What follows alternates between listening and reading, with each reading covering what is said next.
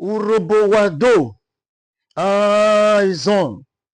Let's talk about the relationship between the ancient Urhobo people and the ancient Ijaw people. Well, on our previous meeting, we talked about how the Ijaws met the Urhobos in their ancestral home known as Udo, now situated in Uvia Southwest local government area in the present-day Edo state. Well, we are not talking about this right now. We are going down to the Obership time. Now, let's come. There are clans right now in the Ijaw territory that originally are Urhobo people, and we'll be able to explain this to you to see. But let's focus in these four brothers. We have Omoswomo, which is known today as Amasuma. We have Otonwa, which is known today as Utwa. We have another one known as Amatolo. These three brothers are the same brother with Uweru Kingdom of the Urhobo people. Uweru is situated in Ughelli North local government area, shared boundaries with the Ogogwa group. Now, let's come down to history. What actually happened that resulted to these people to migrate to their current territory and how they became part of the Ijaws today. Originally, they are Urhobo people whose ancestor was originally from the place known as Udo. The father of these four children is from Udo. The father of these four children are from Udo, who migrated to their present territory. Now, this father might have lived in other territories as well before the migration, but their ancestral home was traced to the place known as Udo. Now, let's bring it back to you to see the history right here. During the reign of Prince Ogun, referred to as Oba Eware the Great, Ogidigon, who happens to be the son of Oba Ohen, and also the brother of Oba Awaifokun, who ruled from 1430 to 1440, before the reign of Oba Eware, who ruled from 1440 to 1473. There was a big situation that happened right there that happens to the two sons of Oba Eware the Great. We are talking about Ezuwara and Koboyiwa. At the demise of these two sons, Oba Eware decided to create and declare a rule that wasn't bearable to the people that were living there. Now, what now happened? What was the rule?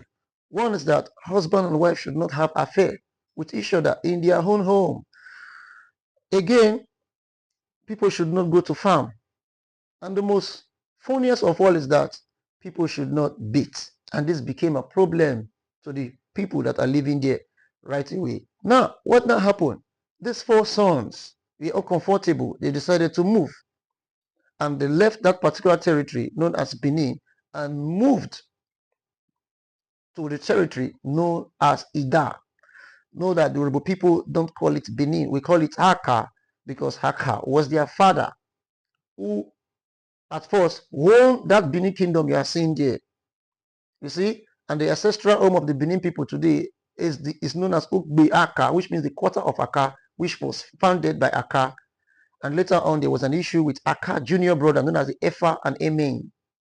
And that resulted to separation, to the creation of the place known as Udo, that happens to be an originally made Urhobo community. Later became a great and massive town and reigned just like today Lagos as well. But we aren't talking about this. Let's push down to history right away. What now happened? These four brothers migrated and moved to the place known as Ida and stayed for a very good time. This territory known as Ida is known as Igala as well. So many things happened in that territory in the past. In fact, the Igala territory was known as the place for comfort because they were once powerful. Now, beside that, remember that was the place our ancestor Paidu went to in the famous Noah flood. Remember that same place, that was where Ikeladera, who was referred to Izodua, and later Odudua went to as well. But let's take you back to what actually concerns us right now. Now, these four sons, when they arrived at that particular territory, they found comfort, and they have been living there until a time came. There was a issue between Oba Esigi, who happens to be the son of Queen Ida, you know, the famous mask you see of Benin. That particular person was the mother of Oba Esigi. Now, there was a saga between Benin and that of the Igala territory right there. So they were having an issue. What was this issue? Then the Benin Kingdom began to bring foreigners into their land, and this has become problem because Igala has been in support of the Benin towards any other people. In fact, Igala was in support of Efa and Emein against the Aka people. And the majority of these Aka people is what you know today as the Urhobo people. So the Igala has been in support because the Igala, you see, that was the place the Efa and Emein was birthed, was born. And it was their daughter that gave birth to the Efa lineage. Why the Aka was a woman from that original territory you know today as Aka, that is the place she hailed from. And that is the ancestral home of Aka, both his mother's side and his father's side. But the Efa and Emein, their mother was from the place known as Igala territory. So because of this, Igala has been playing good for the Efa lineage. And that resulted to of so many times standing for them against the Aka people. Now, later on in the Obaship time, during the time of the Benin Empire, the Benin, Oba of Benin as Oba Iwara, exactly 1472, welcomed the Portuguese. And this has become problem to the people of the Igala territory and resulted to saga between the two sides. I don't use those words I'm supposed to use. When somebody is carrying Okunu, you know what that means. So I don't use the name because of social media and rules and regulations. So I don't want to get my videos one way or the other go down. Now, let me not take you back to what actually happened.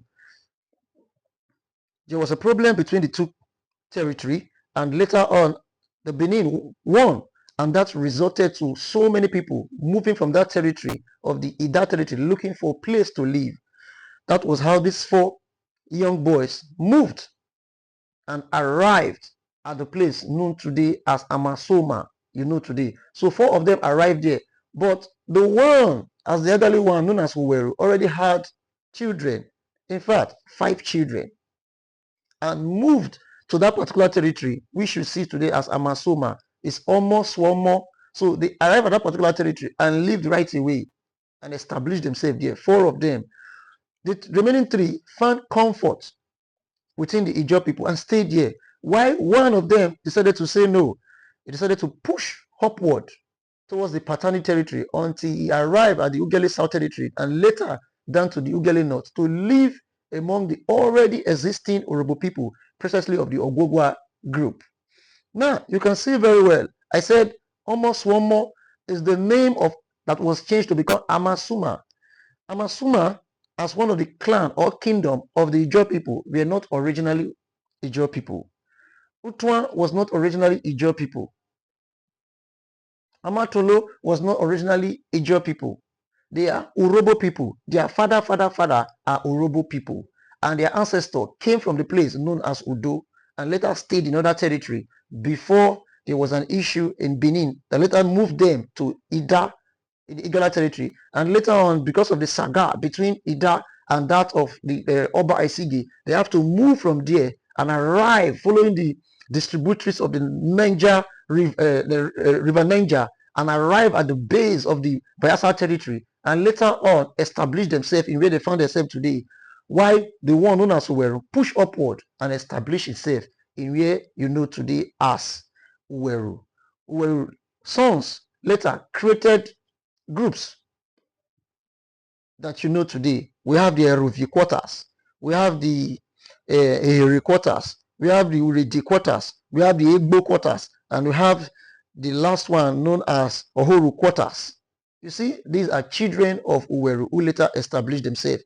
Now, to prove this to you, on so many occasions, the former Bayelsa of the former governor of Bayelsa State, Ayame Sela, always come to Uweru. Not 1, not 2, not 3. Always come to what? Uweru, to visit Uweru. And they do so many things that connected them as family. Uweru father was an Urhobo man. Amasuma, which you know today, almost one more is not Amasuma. The name was changed. If you move into the Ugelu South territory, you still see some places named as almost one more. These are people who are regarded as Urhobo people. You see, they are children who move, leading each other, and the name even tells. You see, so They were the one who lived in that particular territory, and the one who actually bear that name and live in that particular territory today, because the whole territory was named after all of them. Children who lead themselves and decided to find a way and comfort for themselves. So the ones who live there in the particular place they arrive on uses the name known as Omoswomo. Omoswomo was changed by Ijaws to become Amasuma. Same thing happened to the Uduaka people, we should know today as Degema. Degema wasn't their original names. Well, let's stop here. On our next video, I will tell you the history of Degema. I will tell you the history of Epiatisa. I will tell you the history of Engini. I will tell you where they actually migrated from, and you know that they are 100% Urhobo people right there. But today they found comfort in the present day Ijaws. You see, but this doesn't mean that they are originally Ijaw people. They are Urhobo people. You see, and Urhobo over time been losing their brothers to other people to form other ethnic group, and it is not good. That is why we as Urhobo people, we must protect everything that we have. We must protect everything that we have. We must. It is of no offense that I did that particular video concerning our kingdom, known as Okpe Kingdom, where a particular man called himself Eze Ndibo. Please do not take it as an offense. I am trying everything possible to protect what actually belongs to us. And that is why we are known as Urhobo people. We must continue to create this bond with Isoko, despite they have separated to form their own ethnic nationality. Now, the Urhobo and the Isoko people are one people. They are all referred to as Urhobo people. They are children of Aka, just as we today are descendants and children of Aka. Aka was our ancestor. Same thing with the Isoko people. Now, the Agbon kingdom is a brother to the Iri kingdom. You see, the Okpe kingdom is a brother to Okperiperi, which is known as Okpe Isoko kingdom. The Ubia kingdom you see today, the ancestors of the Ubia kingdom married in the place known as Erowa, the daughter of the Okiali of Erowa, which was known as Igbide, and had children. Ubia was one of his sons, and also a son that also went to the present-day territory to form the larger mass of Tuomo of the today Ijaw people. You can see the Tuomo you see today of the Ijaw people are our brothers as well. They are our brothers. Majority of people that constitute what you know today as Tuomo of the Ijaw people are our brothers. So Urhobo, this is the time. Let's come together as one. Well, I will explain briefly the history of Ubie kingdom from the scratch, from the base, from the bottom to the end. Now, help me to do one particular thing. Share this video so that other Urhobos will see it, and let's create a belonging. Let's create a belonging. We needed to do this now. This is the time. This is the right time for us to do this. Let's stop losing ourselves to other people as well. Thank you very much. Do not forget, my name is Obruke Oroje, proudly an Urhobo man. God bless you.